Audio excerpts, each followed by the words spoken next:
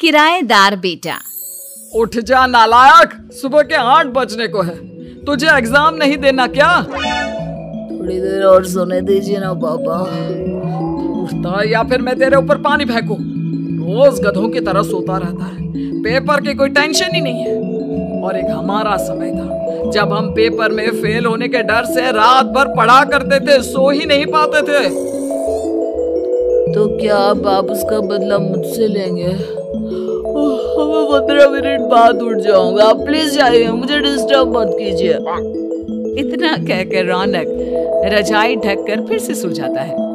तू वैसा नहीं मानेगा, रुक मैं अभी पानी लेकर आता हूँ।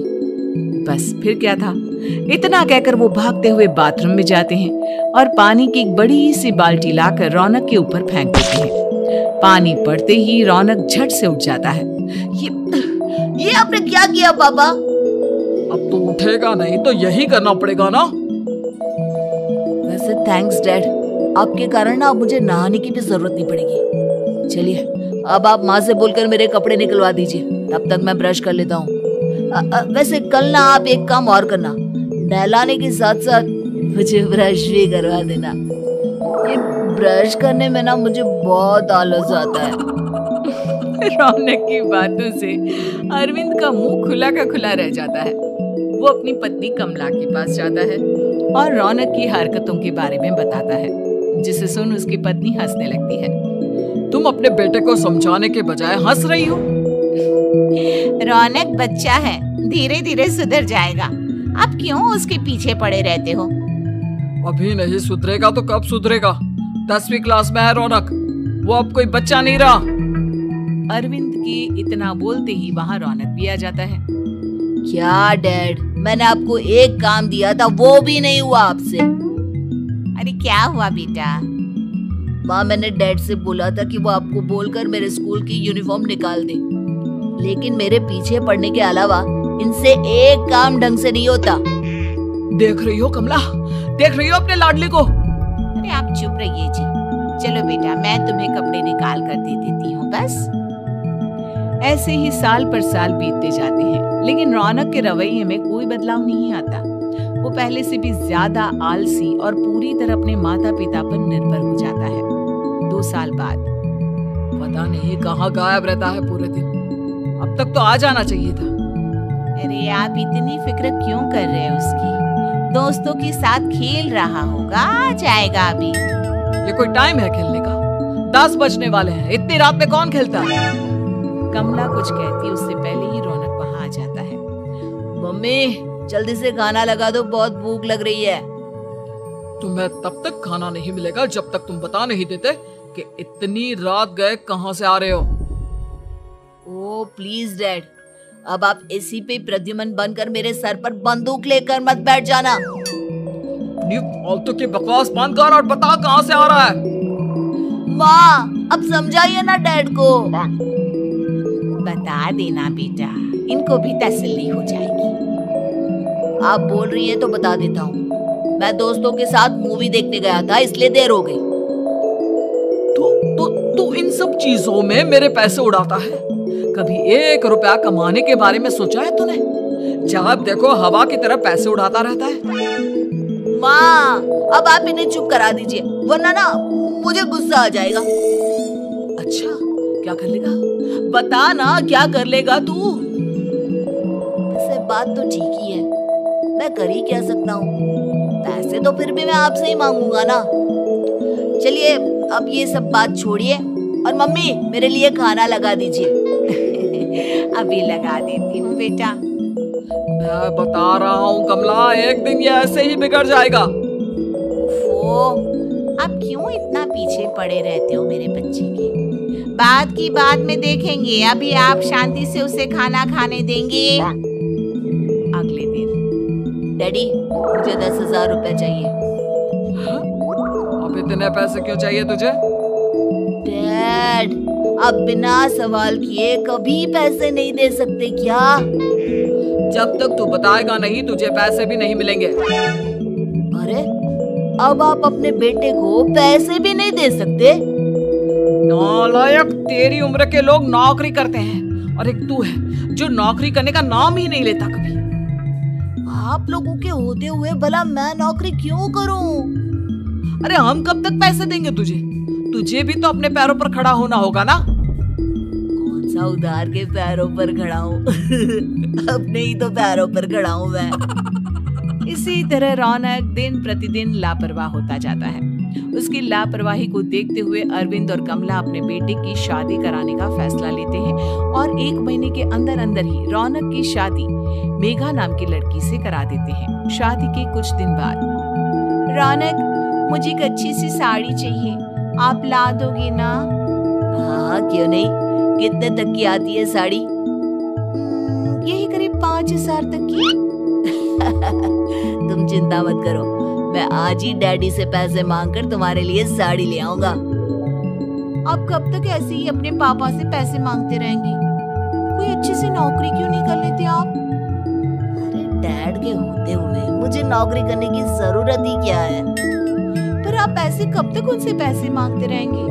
कुछ आपको अपने दम पर भी तो करना होगा ना। अब तुम भी बाकी लोगों की तरह मुझे ज्ञान देना शुरू मत कर देना। साड़ी चाहिए ना तुम्हें, मिल जाएगी बस। इतना कहकर रौनक अपने पिता से पैसे मांगने चला जाता है।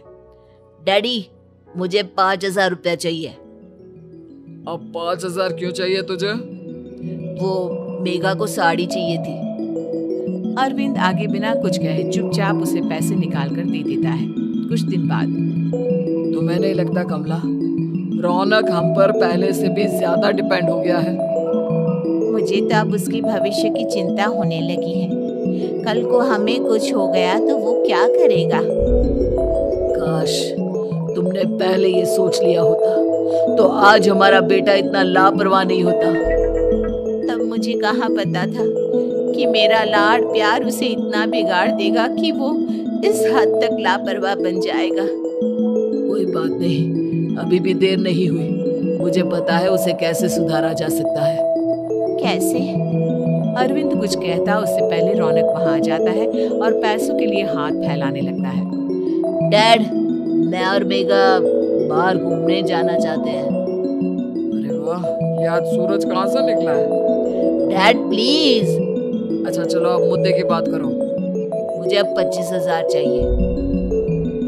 अब तुम्हें 1 रुपया भी नहीं मिलने वाला। अगर तुम्हें पैसों की इतनी ही जरूरत है तो कोई ढंग की नौकरी कर लो।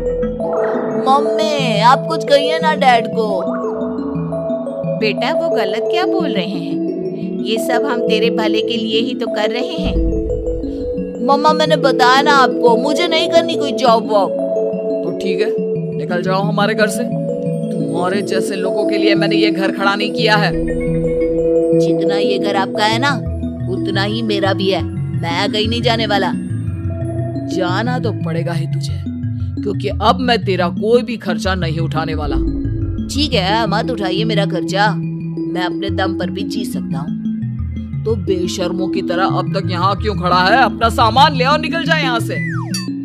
रौनक पैर पटकते हुए वहां से चला जाता है। घर से निकालना जरूरी है क्या उसे? बिना पैसों के कौन रखेगा उसे किराए पर? अगर उसका भविष्य सुधारना है तो हमें अपने दिल पर पत्थर रखकर ये कदम उठाना ही होगा। दोनों बात कर रहे होते हैं कि रौनक अपनी पत्नी के साथ एक बड़ा सा बैग लेकर घर से निकल जाता है, लेकिन घर से बाहर उसे कोई भी मुफ्त में अपने घर किराए पर नहीं रखता। अंत में थक हार कर वो फिर से अपने घर चला जाता है। क्या हुआ? थोड़ी देर पहले तो दहाड़ते हुए घर से निकला था, अब क्या हुआ? नहीं रखा ना किसी ने तुझे किराए पर? डैड प्लीज, मैं कुछ दिनों में कोई अच्छी सी नौकरी शुरू कर दूंगा। आप तब तक तो हमें रख लीजिए प्लीज। सुबह से रात हो चुकी है लेकिन कोई हमें रखने को राजी नहीं है। अब आप ही बताइए, इतनी रात को मैं मेघा को लेकर कहाँ जाऊंगा? ठीक है, बहू की वजह से मैं तुझे घर पर रख रहा हूँ, लेकिन तू इस घर में एक बेटे की नहीं बल्कि एक किराएदार की हैसियत से रहेगा। 3 महीने हैं तेरे पास। इन 3 महीनों के अंदर अंदर मुझे तेरी पहली तनख्वाह हाथ में चाहिए, समझ गया? पक्का डैड, इन 3 महीनों के अंदर अंदर तो कोई बढ़िया सी नौकरी ढूंढ ही लूंगा मैं।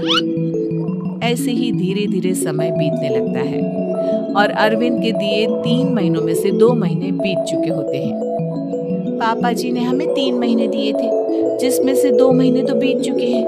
अब ये आखिरी महीना बचा है। अरे तुम चिंता मत करो, आज मेरा ना 2 जगह इंटरव्यू है, दोनों में से कहीं ना कहीं तो जॉब लग ही जाएगी। अच्छा, all the best. Raunak interview के लिए निकल जाता है, जिसके बाद शाम में रौनक घर आता है। कैसा गया इंटरव्यू? आपकी नौकरी लगी या नहीं? अरे पहले सांस तो ले लेने दो अच्छे से। बताइए ना, मुझसे तो जरा भी इंतजार नहीं हो रहा है। वो दरअसल बात यह है कि मेरी नौकरी तो लग चुकी है, लेकिन पैसे बहुत कम है। कितने पैसे हैं? 15,000। इतने में अरविंद और कमला मिठाई का डिब्बा लेकर आ जाते हैं। बधाई हो बेटा। हम जानते थे तेरी जॉब जरूर लगेगी। लेकिन मेरी सैलरी बहुत कम है मम्मा। कम है तो क्या हुआ, धीरे धीरे बढ़ जाएगी। हाँ बेटा, हम तो बस चाहते थे कि तू अपने पैरों पर खड़ा हो जाए। मतलब अब आप मुझे घर से नहीं निकालेंगे? नहीं, ये सब हमने तुझे जिम्मेदार इंसान बनाने के लिए किया था। Thank you mummy papa. अगर आप दोनों ऐसा नहीं करते तो मुझे कभी अपनी जिम्मेदारियों का एहसास तक नहीं होता। आज आपने मुझे सिखा दिया कि इंसान का अपने पैरों पर खड़ा होना भी जरूरी होता है। इतना कहकर रौनक झट से अपने माता पिता के गले लग जाता है और अपनी कमाई की पहली तनख्वाह वो अपने माता पिता के हाथ में सौंपता है। इस तरह रौनक एक गैर जिम्मेदार व्यक्ति से एक जिम्मेदार व्यक्ति बन जाता है।